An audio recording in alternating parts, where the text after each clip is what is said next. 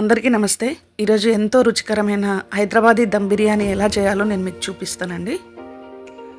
Basmati rice 1 kg తీసుకొని నానబెట్టుకోవాలండి ముందు శుభ్రంగా కడిగి. తర్వాత చికెన్ 1 kg తీసుకొని శుభ్రంగా కడిగి 2.5 స్పూన్ల కారం వేసుకోవాలండి. ఉప్పు 1.5 టేబుల్ స్పూన్స్ వేసుకోవాలి. గరం మసాలా 1 టీ స్పూన్ అండి.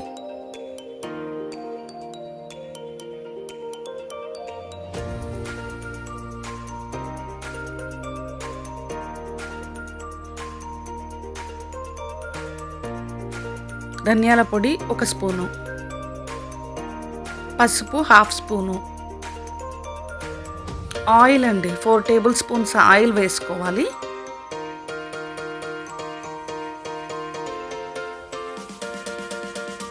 అల్లం వెల్లుల్లి పేస్ట్ 1.5 టేబుల్ స్పూన్ అల్లం వెల్లుల్లి పేస్ట్ వేసుకోవాలి. తర్వాత పచ్చిమిర్చి 6 వేసుకోవాలండి. ఒక సగం చెక్క నిమ్మరసం పిండాలండి. కానీ ఇది చాలా పెద్దదండి, మనం ఒక ఫుల్ నిమ్మకాయ పడుతుంది. యూఎస్లో నిమ్మకాయలు కూడా చాలా పెద్దగా ఉంటాయి, రసం బాగుంటుంది, గింజలు ఉండవు.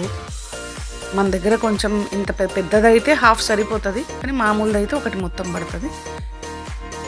మింట్ లీవ్స్, పుదీనా, కొత్తిమీర అది కూడా వేసుకోవాలండి.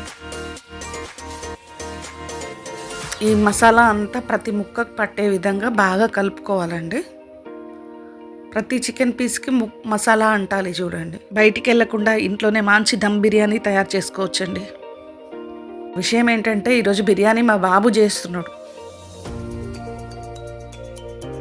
ఫ్రైడ్ ఆనియన్స్ వేసుకోవాలి. ఒక 50 గ్రాములు అంటే ఒక గుప్పెడు ఫ్రైడ్ ఆనియన్స్ పడతాయండి. ఇప్పుడు మళ్ళీ కూడా తర్వాత వేసుకోవాలి కాబట్టి ఒక 3-4 ఉల్లిగడ్డలు సన్నగా కోసి చిన్నగా వేయించి గోల్డ్ కలర్ వచ్చిన దాకా వేయించుకొని ఫ్రైడ్ ఆనియన్స్ చేసుకోండి. ఎలా చేయాలో నేను మీకు ఒకసారి చూపిస్తాను.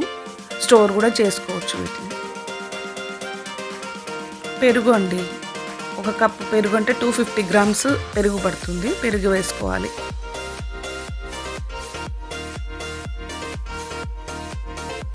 ఈ పెరుగు కూడా ముక్కలన్నిటికీ పట్టించాలి.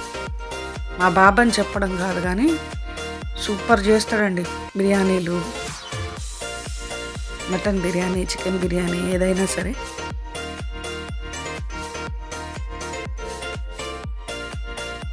వీకెండ్స్ సాటర్డే సండే వచ్చినప్పుడు మమ్మీ ఈరోజు నేను చేస్తా అని చెప్పేసి చేసి పెడుతుంటాడు ఏదో ఒక రకమైన వంట.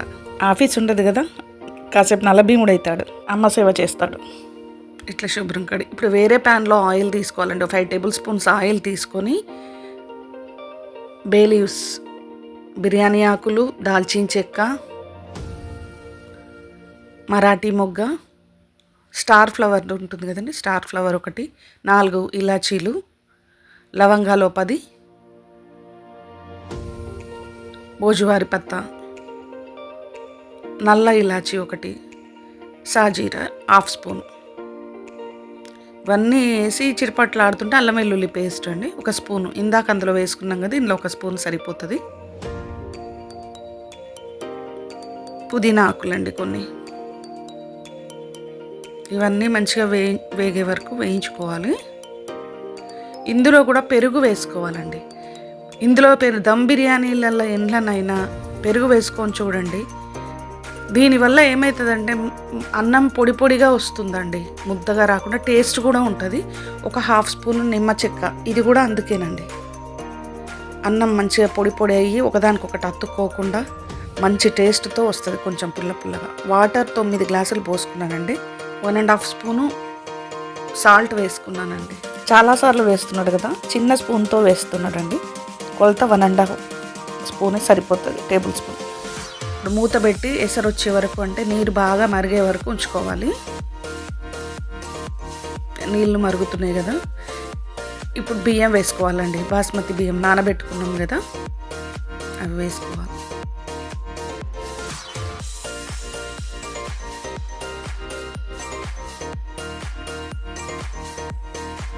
వాటర్ రాకుండా జాగ్రత్తగా వేసుకోవాలి. ఎందుకంటే మనం అసలు 8 గ్లాసులే పెట్టుకోవాలి కొలత ప్రకారం. 7.5 గ్లాసులే సరిపోతాయండి యాక్చువల్గా. బట్ మనం గంజి వంపుతాం కదా, దీంట్లో కొంచెం గంజి వంపుతాం అంటే రైస్ 3/4 వంతు అయిన తర్వాత రైస్ తీసేస్తాం కాబట్టి కొన్ని ఎక్కువ నీళ్లు పెట్టుకోవాలి. మరీ ఎక్కువ కూడా పెట్టొద్దు, ఉప్పు ఇట్లా పట్టదు కదా దానికి. ఇప్పుడు 3/4 వంతు ఉడికింది. ఇందులో గంజి తీసి మనం పక్కకు నానబెట్టుకున్న చికెన్లో కలుపుకోవాలండి, పై గంజి. ఎందుకంటే అందులో నుంచి ఇప్పుడు బియ్యం అంతా వేరు చేస్తాం కదా, ఉడికింది కదా, అందులోని గంజి కొంచెం తీసి ఇందులో కలుపుకోవాలి. చాలా బాగుంటుంది, వేరే నీళ్లు కలపకుండా. ఇది 5 గంటల గంజి సరిపోతుంది.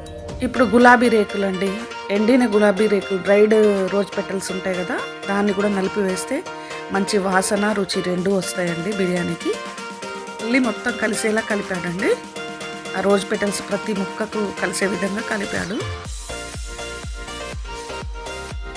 ఇప్పుడు ఈవెన్గా పెరిచి ఇందులో ఇప్పుడు మనం 3/4 వంతు ఉడికిన రైస్ ఉంది కదా, దాన్ని పరుచుకోవాలి. వెడల్పాటి గిన్నెలనే బాగుంటుంది చూడండి. ఎప్పుడైనా బిర్యానీ చేస్తే అంచులు తక్కువ ఉండి వెడల్పు ఎక్కువ ఉన్న గిన్నెనే తీసుకోవాలి. నేను ఇది ఇండియా నుంచి పట్టుకొచ్చా.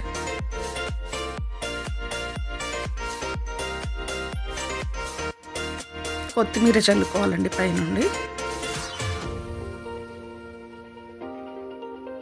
ఫ్రైడ్ ఆనియన్స్ ఇంకో గుప్పెడు తీసుకుని మళ్ళీ పైనుంచి చల్లుకోవాలి. ఇప్పుడు చేసిన బిర్యానీ మందం అయితే 3 లేదా 4 ఉల్లిపాయలు మీడియం సైజు చేసుకుంటే సరిపోతుందండి. కానీ స్టోర్ చేసుకోవడానికి ఎక్కువ చేసి పెట్టుకోవచ్చు, మనం అవసరం ఉన్నప్పుడు వాడచ్చు. గరం మసాలా 1 టీ స్పూను పైనుంచి కలిపిండండి వీడు, మొత్తం చల్లిండి పైనుంచి. తర్వాత నెయ్యి ఒక 3 టేబుల్ స్పూన్లు పైనుంచి చల్లుకోవాలండి.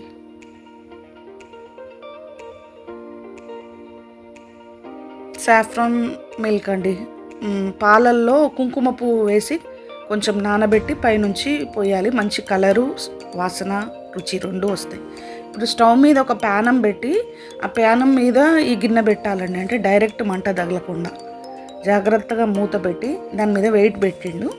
ఒక 10 నిమిషాలు లో ఫ్లేమ్లో పెట్టుకోవాలండి, ఆవిరిపోకుండా దమ్ చేసుకోవాలండి. మైదా పిండి అంచులకు పెట్టడము కొన్ని రకాలుగా ట్రై చేస్తారండి చాలామంది. ఇప్పుడు 10 నిమిషాలు అయిపోయిందండి, ఏ రకంగానైనా చేయొచ్చు.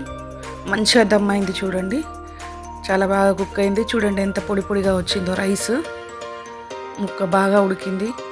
సూపర్ టేస్ట్ ఉంటుందండి. ఎందుకంటే వడేసిన విధానము, కలిపిన విధానం నాకు తెలిసిపోయింది. ఆ వాసనకు మనకు అర్థమైపోతూనే ఉంటుంది. చూడండి ఎంత బాగుందో, మీరు ట్రై చేయండి. మా వీడియోస్ కనుక మీకు నచ్చినట్లయితే సబ్స్క్రైబ్ చేయండి, లైక్ చేయండి, షేర్ చేయండి, కామెంట్ చేయండి.